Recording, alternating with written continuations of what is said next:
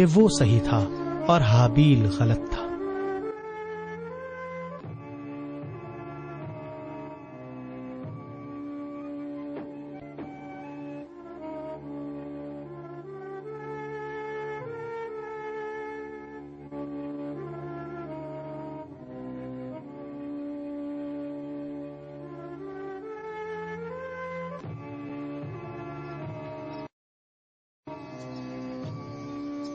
جب رات کا وقت ہوا تو تمام خوبصورتی چھپ گئی، مگر یہ رات جنگل میں قابیل کو چیخ چیخ کر کہہ رہی تھی کہ قاتل قاتل، جھوٹے، مکار۔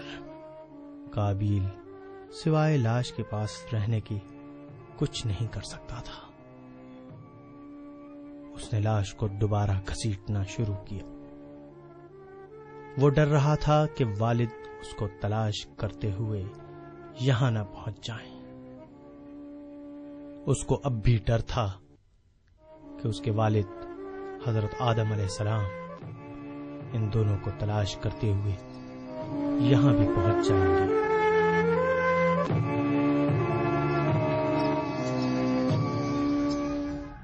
اسی طرح رات گزر گئی اور نیا دن نکل آیا۔ حابیل کی لاش اب بھی اس پر بوجھ بنی ہوئی تھی۔ غصہ، بے اطمینانی قابیل پر طاری تھی۔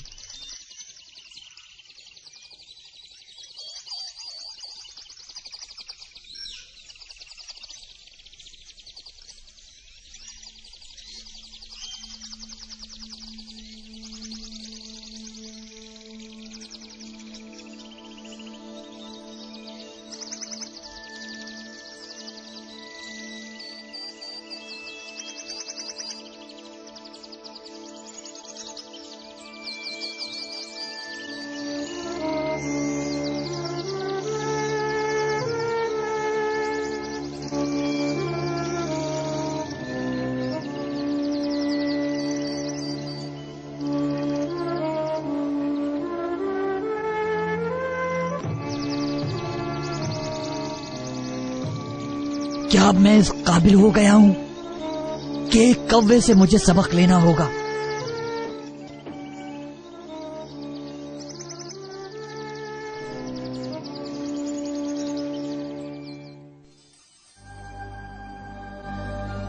قابیل نے اپنے بھائی کی لاش کو بالآخر زمین میں دفن کر دیا۔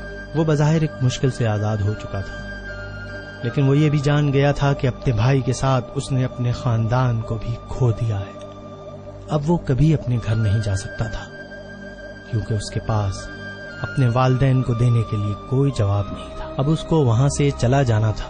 قابیل نے ایک بار پھر اپنے کیے کا جائزہ لیا اور محسوس کیا کہ حابیل ایک اچھا بھائی تھا، لیکن اس کے ساتھ جو کچھ ہوا وہ اس کی کیے کی جزا تھا، کیونکہ بہرحال وہ غلطی پر تھا اور اسے مرنا ہی تھا۔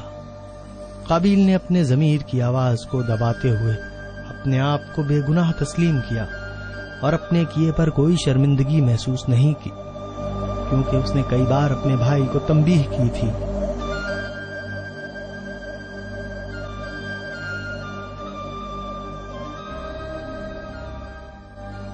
شیطان نے قابیل کے ذہن پر قابو پاتے ہوئے اسے اس کی نظر میں درست قرار دلوا کر اپنا غلام بنا لیا۔ اس کے بعد قابیل وہاں سے دور چلا گیا اور کبھی واپس اپنے والد کے پاس پلٹ کر نہیں آیا۔ قابیل دنیا کا پہلا انسان تھا جس نے کسی انسان کی جان لی،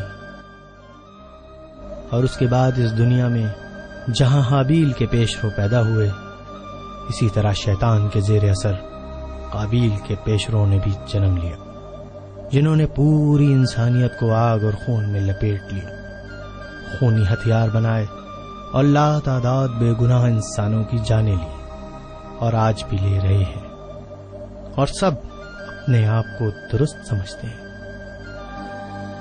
لیکن اس کا اصل فیصلہ روز آخرت ہی ہوگا۔ پیارے بچوں، حابیل بظاہر ناکام ہوا اور قتل ہوا، لیکن حقیقی کامیابی حابیل ہی کے حصے میں آئے گی۔ جبکہ قابیل اپنے بھائی کو قتل کرنے کے باوجود دنیا میں بھی ناکام رہا اور آخرت میں بھی ناکامی اس کا مقدر ہوگی۔ ہمیں اب یہ فیصلہ کرنا ہے کہ ہم اپنی زندگی حابیل کے نقش قدم پہ گزاریں گے یا قابیل کے پیشرو بنیں گے۔